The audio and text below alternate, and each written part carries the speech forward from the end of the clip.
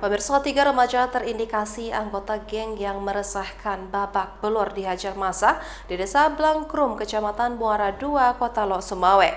Petugas kewalahan menghalau massa yang kesal dan terus menghajar ketiga anak geng tersebut.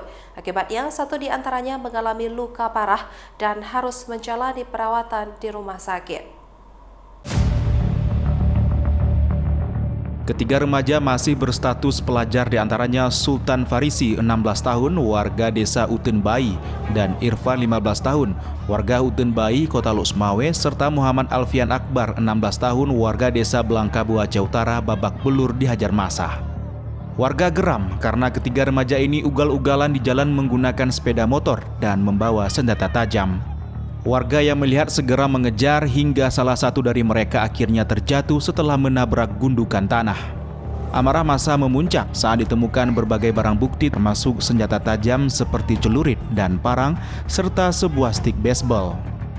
Dari pengakuan ketiga remaja diketahui bahwa mereka tergabung dalam sebuah geng yang dikenal sebagai PJR, penguasa jalan raya. Mereka datang ke lokasi tawuran karena salah satu teman mereka telah dipukul di tempat tersebut sebelumnya. Salah satu pelaku mengatakan dia bersama temannya akan melakukan tawuran karena sebelumnya ada teman satu anak geng yang dianiaya di daerah tersebut.